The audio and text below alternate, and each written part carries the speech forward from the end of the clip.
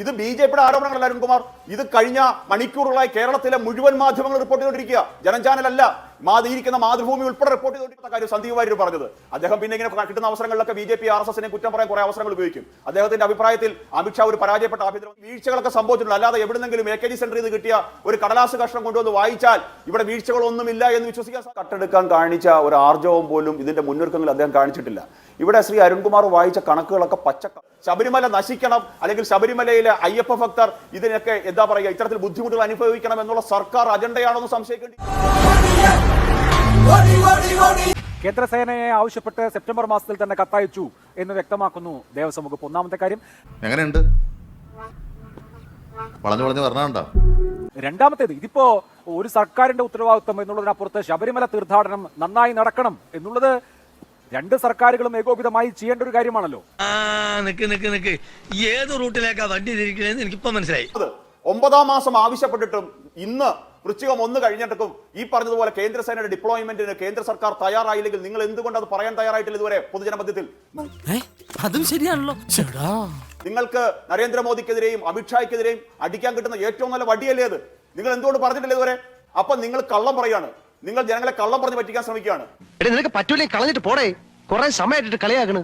അരുൺകുമാർ പറഞ്ഞു സന്നിധാനത്ത് ഒരുക്കിയ ബയോ ടോയ്ലറ്റിന്റെ കണക്കാന്ന് പറയുന്നത്. പമ്പയിൽ വെച്ച് ഒരു സാധാരണക്കാരൻ അയ്യപ്പ ഭക്തന് മലമൂത്ര വിസർജനം നടത്താൻ ബുദ്ധിമുട്ട് വന്നിയാൽ നിങ്ങൾ പറയുമോ നിങ്ങൾ ഇവിടെയല്ല നടത്തേണ്ടുന്നത്, നിങ്ങൾ 1.5 മണിക്കൂർ മല കയറി സന്നിധാനത്ത് അത് ചെയ്യാൻ നിങ്ങൾ പറയുമോ?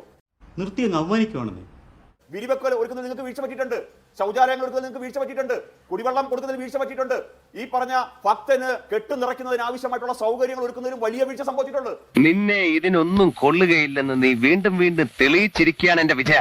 ഇത് ബി.ജെ.പിയുടെ ആരോപണങ്ങളല്ല അരുൺകുമാർ. ഇത് കഴിഞ്ഞ മണിക്കൂറുകളായി കേരളത്തിലെ മുഴുവൻ മാധ്യമങ്ങൾ റിപ്പോർട്ട് ചെയ്തുകൊണ്ടിരിക്കുക. ജനചാനലല്ല, ഇരിക്കുന്ന മാതൃഭൂമി ഉൾപ്പെടെ റിപ്പോർട്ട് ചെയ്തുകൊണ്ടിരിക്കുക. സന്തോഷായി. അതുകൊണ്ട് ഈ വീഴ്ചകളൊക്കെ സംഭവിച്ചിട്ടുണ്ട്. അല്ലാതെ എവിടെന്നെങ്കിലും AKG സെന്ററിൽ നിന്ന് കിട്ടിയ ഒരു കടലാസ് കഷ്ണം കൊണ്ടുവന്ന് വായിച്ചാൽ ഇവിടെ വീഴ്ചകളൊന്നുമില്ല എന്ന് വിശ്വസിക്കാൻ സാധിക്കുമോ? ആ തേണ്ടി RDPയുടെ തൊലി ഇരിക്കുകയാണ് ഉത്തമ. സഹിക്കല്ലാതെ എന്ത് ചെയ്യാ? പിന്നെ എന്തിനാണ് നിങ്ങൾ 20,000-ഓളമായിട്ട് ഇതിപ്പോ ലിമിറ്റ് ചെയ്തത് സ്പോട്ട് ബുക്കിംഗ്? അപ്പൊ നിങ്ങളുടെ ഭാഗത്ത് വലിയ ഗുരുതരമായ വീഴ്ചകളുണ്ട്. പോന്ന വഴിക്ക് സർവ്വതും നശിക്കട്ടെ എന്ന് ഈ നിങ്ങളുടെ പഴയ ദേവസ്വം ബോർഡ് പ്രസിഡന്റ് തീരുമാനമാണത്. സ്വർണം കക്കാൻ കാണിച്ച ആർജവം നിങ്ങളുടെ ദേവസ്വം ബോർഡ് പ്രസിഡന്റ് ശബരിമലയില് വേണ്ടുന്ന ഒരുക്കങ്ങൾ നടത്താൻ ചെയ്തിട്ടില്ല. പിന്നെ രണ്ടാമത്തെ കാര്യം സന്ദീപ് വാര്യർ പറഞ്ഞത്. അദ്ദേഹം പിന്നെ ഇങ്ങനെ കിട്ടുന്ന അവസരങ്ങളിലൊക്കെ ബി.ജെ.പി RSSനെ കുറ്റം പറയാൻ കുറെ അവസരങ്ങൾ ഉപയോഗിക്കും. അദ്ദേഹത്തിന്റെ അഭിപ്രായത്തിൽ അമിത്ഷാ ഒരു പരാജയപ്പെട്ട ആഭ്യന്തരമന്ത്രിയാണെന്ന് അദ്ദേഹത്തിന് അത് തോന്നും. കാരണം അദ്ദേഹത്തിന്റെ പുതിയ കൂട്ടുകാരുടെയൊക്കെ റിസോഴ്സസ് അമിത്ഷാ അടച്ചു വെച്ചേക്കുവാണല്ലോ. അതുകൊണ്ട് അദ്ദേഹം അത് പറയുന്നതിനകത്ത് എനിക്ക് വലിയ അതിശയമൊന്നും തോന്നുന്നില്ല. നല്ലോണം കിട്ടിയോ? സാമാന്യം ഭേദപ്പെട്ട രീതിയിൽ വി.ഡി. സതീശൻ ശബരിമലയുടെ ഒരുക്കങ്ങൾ വിലയിരുത്തുവാനായിട്ട് പമ്പയിൽ പോയതായി കഴിഞ്ഞ ഈ മണ്ഡലകാലം തുടങ്ങുന്നതിന് മുമ്പ് പോയതായിട്ട് ഞാൻ എവിടെയും കണ്ടിട്ടില്ല. അഭിലാഷ്, ഈശ്വര, ഇതൊക്കെ എന്റെ തലയിലാവൂലോ? അതെങ്ങനെ നിന്റെ തലയിലാവണം? പിന്നെ നീ കയറിയേക്കോ? ഇരു കൂട്ടർക്കും ഈ ശബരിമലയിലെ തീർത്ഥാടനം അല്ലെങ്കിൽ ഈ ശബരിമലയുടെ ഭക്തി, അയ്യപ്പമാർ, ഇതെല്ലാം നിങ്ങൾക്ക് കച്ചവട വസ്തുക്കളായി നിങ്ങൾ മാറ്റി. ഇതെല്ലാം നിങ്ങളുടെ വോട്ട് ബാങ്ക് രാഷ്ട്രീയത്തിന്റെ ടൂളുകളായി നിങ്ങൾ രണ്ടു കൂട്ടരും മാറ്റിയിട്ടുണ്ട്. നിനക്കതൊക്കെ എങ്ങനെയാ സാധിക്കുന്നത്? അല്ലേ, പണ്ടൊക്കെ പറയും എനിക്ക് ശേഷം പ്രളയം എന്ന് പറയുന്നത് പോലെ പ്രശാന്ത് അദ്ദേഹം എന്തായാലും ഇറങ്ങിപ്പോകുമോ, എന്നാ പിന്നെ ഇതെല്ലാം നശിക്കട്ടെ എന്നുള്ള സാഹചര്യം അദ്ദേഹം എടുത്തു. പോയി ചത്തുടടാ. സ്വർണം കട്ടെടുക്കാൻ കാണിച്ച ഒരു ആർജവം പോലും ഇതിന്റെ മുന്നൊരുക്കങ്ങൾ അദ്ദേഹം കാണിച്ചിട്ടില്ല.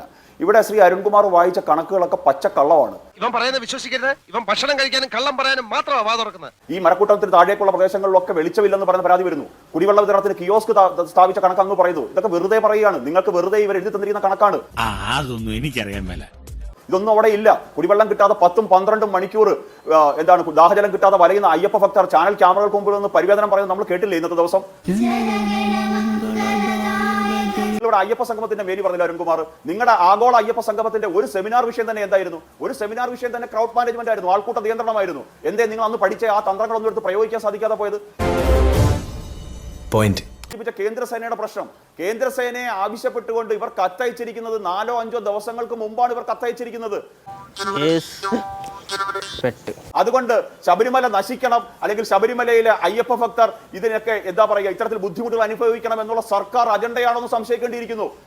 അപ്പൊ ഞാൻ പൊട്ടനാ? ഇത്രയും ഞാൻ ചെയ്തുകൊണ്ടിരിക്കുന്നു, ഞാൻ പൊട്ടനാ? പ്രശാന്താണ് ഇതിനകത്ത് ഒന്നാമത്തെ കുറ്റക്കാരൻ. ഇറങ്ങി പോകുന്നതിന് മുമ്പ് ഈ കാര്യങ്ങളെല്ലാം ക്രമീകരണം നടത്തേണ്ടുന്ന, കൃത്യമായി അവലോകനം നടത്തേണ്ടുന്ന ആൾ തന്നെ ഇതിനകത്ത് വീഴ്ച കാണിച്ചിരിക്കുന്നു. ശ്രീ വി ഡി സതീശൻ എല്ലാ ദിവസവും വാർത്താ സമ്മേളനം വിളിക്കുന്ന വ്യക്തിയല്ലേ? എന്തുകൊണ്ട് ഒരു ദിവസം ഈ പമ്പയിൽ ഒന്ന് പോയിട്ട് ആ കാര്യങ്ങൾ വിലയിരുത്തിയതിനു ശേഷം അദ്ദേഹത്തിന് ഈ കാര്യങ്ങളൊന്നും ജനങ്ങൾക്ക് പറയാൻ സാധിച്ചില്ല? അപ്പൊ തട്ടിപ്പാണല്ലേ അഭിലാഷേ, അവിടെ ധാരാളം സന്നദ്ധ സംഘടന ഉണ്ടായിരുന്നു. ഇവരെല്ലാം ഒഴിവാക്കി. നിങ്ങൾ സേവാഭാരതിയെ ഒഴിവാക്കി, നിങ്ങൾക്ക് രാഷ്ട്രീയം നടന്നു. പക്ഷേ നിങ്ങൾ എന്തിനാണ് അയ്യപ്പ സേവാ സംഘത്തെ ഇവിടെ നിന്ന് ഒഴിവാക്കിയത്? ഇങ്ങനെ നിങ്ങൾ ഇതിനകത്ത് വീഴ്ചയുണ്ടാകണം, ഈ ശബരിമലയിൽ ഇത്തരത്തിലുള്ള ഗുരുതരമായ പ്രശ്നങ്ങൾ ഉണ്ടാകണമെന്ന് നിങ്ങൾ ആഗ്രഹിക്കുന്നുവെന്ന് ഞങ്ങൾ സംശയിച്ചു. വയസ്സുകളൊക്കെ തോനായില്ലേ? ഇനിയെങ്കിലും ഈ തറ വേലയിളക്കി നിർത്തി അവനെ എന്റെ ജോലികൾ ചെയ്ത് ജീവിക്കാൻ നോക്കണേ. അനിയാ പോട്ടെ, അമ്പിമോനെ പോട്ടറ. സാറേ ഒന്നും വിചാരിക്കില്ലേ മക്കളെ, മാമനോടൊന്നും തോന്നല്ലേ?